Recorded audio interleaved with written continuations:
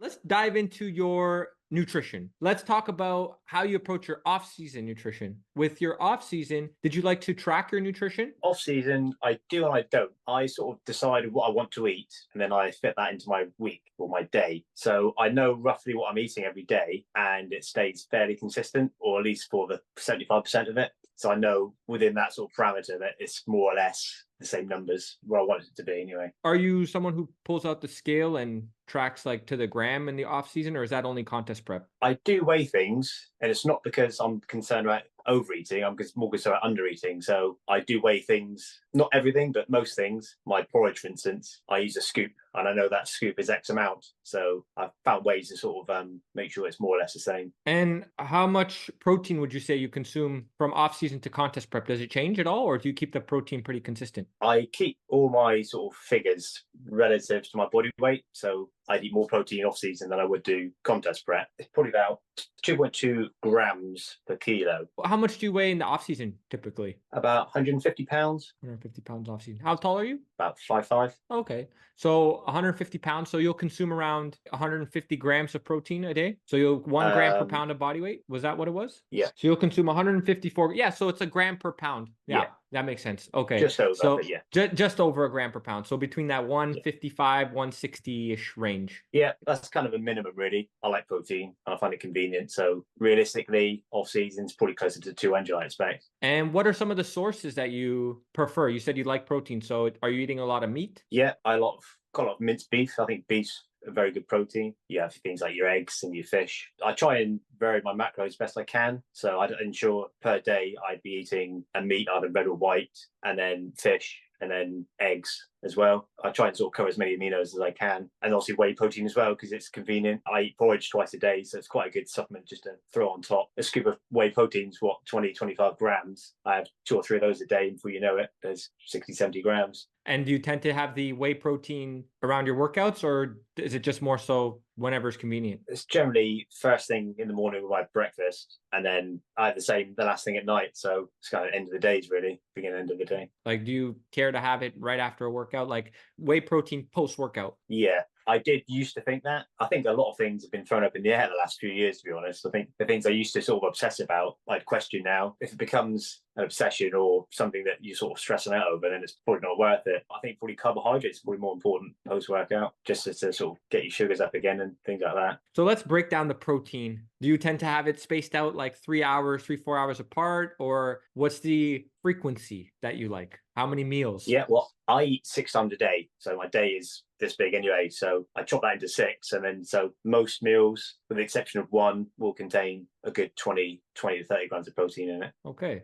So that's pretty old school, right? Like, Yeah, I guess so, yeah. Why switch something that tends to be productive? I think at the end of the day, if it's meshing well with your lifestyle schedule, then that's probably the more ideal approach to take. Yeah, and also in a simpler term is if you need the calories, X amount of calories, it makes more sense to break them down into smaller meals, because if I have a big meal, then I'm wiped out afterwards because I'm trying to digest it, and that doesn't sort of help day-to-day life either, Yeah, absolutely. What time of day do you get up? Like, what's your typical schedule like to fit those 6 meals in? So I get up around 6 a.m., get up fairly early. My last meal is literally just before bed. So if I go to bed at 10:30 p.m., my last meal is probably at 10. And then they're sort of about 3 hours apart. Gotcha. And what do you sleep, like 8 hours a night? Yeah. I sleep well, good 8 hours. I think rest is important, but I try and aim for 8 hours, yeah. Yeah, nice. So 6 meals per day. You mentioned you eat porridge twice per day. Is that pretty much every day? Yeah, every day, yeah. That'd be my last meal of the day as well. So that'd be meal 6, if you like. So that'd be literally porridge with protein. You cook that on the stovetop or you drink it raw? I soak it overnight and then I reheat it in the microwave for the last sort of 90 seconds just to sort of warm it up again. I find it digests a lot better if I do that. Interesting. That you have it before bed as well. So basically that's like a snack before bed, essentially. It's 50 grams. It's a reasonable serving amount. Yeah, so that's a meal. It's exactly the same as my breakfast, pretty much. As far as carbohydrates are concerned, how high do you get up with your carbs in the off season? We're talking about muscle growth. Off season, okay. So I've done some quick conversion. So I've got some specific ratios I work to contest prep, and probably about 61 kilos, so about 5 grams per kilo. Okay, so about 300 grams of carbs. Yeah. So so you consume 300 grams of carbs per day in the off season. So when you're getting pretty lean for contest, does that tend to shift Like, does it get lower? Yeah, I mean, you've only got so many buckets you can take it from, really. Yeah, that would come down to about 200 grams lean, about 300 off season. So what are some of the other sources that you enjoy? So you got the oatmeal twice per day. You got 4 more meals. So what do you like to consume as far as carbohydrates are concerned? And what's your take on like simple sugars as well? I think simple sugars are okay as long as you're not looking for calories in terms of to diet down. I try to avoid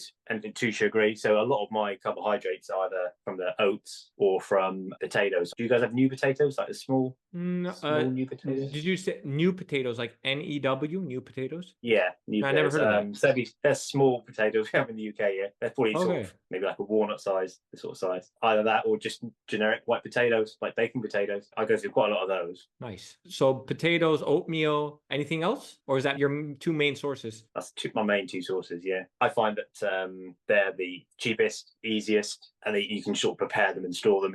For me, it's just easy. Yeah, of course. Obviously, the other potatoes, so you've got the standard ones, the new potatoes, or however you guys would refer to them as. I find they're even more. I can have more of a portion relative to their carbohydrate content. So it's just like a slightly bigger meal again in terms of satiation and things like that. Have you found that certain carbohydrates, even if the calories are the same or the grams of carbs are the same, that you notice that your physique tends to look different? Do you think there's a benefit to certain carbs over others as far as the quality is concerned and how your physique looks and feels? And we'll go with feel too, like in terms of energy, how productive you feel, that type of thing. Again, it's another one I kind of obsessed about a little bit, and I realized perhaps I was doing too much. I mean, you've got things like glycemic load and glycemic index. That starts getting too nerdy, and I think it's got its place. And things like rice, for instance, compared to potato, that's certainly more glycemic load. I probably feel better having just my normal potatoes. And that's kind of why I sort of whittled it down to just the simple foods that I choose to eat, because I know that I get the best value from it in terms of cost, hunger, convenience. Right. What about vegetables and fruits? Do you fit those in? Yeah, I try to have as many vegetables as I can. I don't count vegetables. Obviously, fibre is important. Certainly green vegetables anyway. Obviously, you've got other vegetables like carrots and things, more carbohydrates, but any green leafy vegetables I wouldn't count. I'd endeavour to get as many as I can in, really. You don't track vegetables. I'm assuming that's off season specifically, or even contest prep. Even contest prep, really. Okay. But that's, again, we're talking about green leafy vegetables for those listening. We're not talking about the carrots or maybe the sweet peppers or like those nightshades, as I think they're referred to. Those you will track. Is that correct? What's a nightshade? So in America, or at least where I'm from in Canada, they're referred to as nightshades. I don't know. I guess the UK, they don't refer to them as that nightshade. So that's like eggplant, white potatoes, tomatoes, bell peppers, cayenne pepper, paprika. So those are like considered nightshade vegetables, I guess. Yeah. According to Google, eh? Yeah, well, it can't be wrong. Yeah, exactly, right? But anyhow, do you track those types of vegetables? I generally focus more on the ones I have the most of, really, like broccoli, for instance. I wouldn't track that, no. Gotcha. So you don't really consume like zucchini and bell peppers and these types of vegetables that much? Not really, no. No. So like mini peppers, red and green peppers, I'd have that occasionally, but... So that's more so just preference, or? Yeah, and it's just, I think if I was properly dieting, I'd have no variables in my diet, so everything would be the same. Obviously, then, yeah, if it's in a dish, not a problem. I wouldn't be concerned about having them. If it's in a dish, it's on the table, then for sure I'd eat it. Right, and that's off season. Again, we're talking contest prep. You're more meticulous about what types of foods you're eating because of the caloric value of those foods as well. Is that the idea behind that? Yeah, it is, and I know the value of those foods and how they react, how I react to them. If we're talking about real specifics, if you're having all these variables, so I'm a big believer in your stomach being it's your engine of your body, it's your second brain. And if you're putting things in and you're waiting for the results, then you can't really be consistent. So that's why I like to eat the same things when I'm preparing anyway, when I'm dieting. Yeah, and also I think it takes away from, like, let's say you consume 200 grams of carbs a day in contest prep. You're down to your last 200. Well, you don't want like 70 grams of carbs to come from vegetables. I'm talking about like the leafy greens, carrots, bell peppers. You want that starch, right? That's going to help fuel your workouts better, I would assume. Exactly. So. Things like sugary carbs, they're fine off season, but in terms of value for the body or nutritional value, then it's a very expensive thing to eat. I'd rather put my calories somewhere else. Yeah, that makes sense. And fruits, where will you fit those in? Off season, I try to make sure I have 2 or 3 types of fruit a day. So I have blueberries with my porridge in the mornings, and then I'll have an apple and a banana every day, purely because I'm trying to capture as many sort of nutrients across the spectrum as I can. So that's kind of things I've chosen in terms of which I feel are the best. So I'll make sure I have that every day. Does it matter where you put it in? Like, are you concerned about, oh, it has to be post-workout in the morning? Like, I know some competitors or just people who are serious about making progress with their physique, they're really strict about where they place their fruit for whatever belief or whatever reasons they've come across for that, right? Yeah, I think within my 6 meals, number 2 and number 4 are smaller. So I typically have some fruit with those. It's almost like to supplement the meal, if you like. And meal 4 will be a pre-training meal anyway. So that's where the banana goes, funny enough. Okay, yeah. I think it's also preference too. Like, I don't know if you're like this as well, Matt, but like after a workout, I kind of crave the fruit. Like I crave it. Yeah, pretty much, yeah. Nice. So fat intake, let's dive into that a little bit. So how high do your fats get in the off season, and then how low will they get contest prep? So off season, they'll probably be around, in terms of grams, 110, 120 maybe. And then contest mode, when I'm really lean, they'll probably be around 65 grams. I have sort of numbers which I don't really want to go below, especially fats. Fats have really getting a lot of good publicity lately, I think. They're very important for men, probably even more so for females in terms of hormone regulation and stuff like that. So again, I find sort of my minimum threshold that I'm not really prepared to go lower at. In terms of sources, I don't know if you're familiar with Udo's oil. It's like No, man, I never heard of this. I think it's a global company. I think it's Oh yeah. Yeah, it's an oil blend of various omegas, omega 369, flax. It's really, really good stuff. It's like really golden to the touch. Things like avocados, nuts, and obviously the fats within.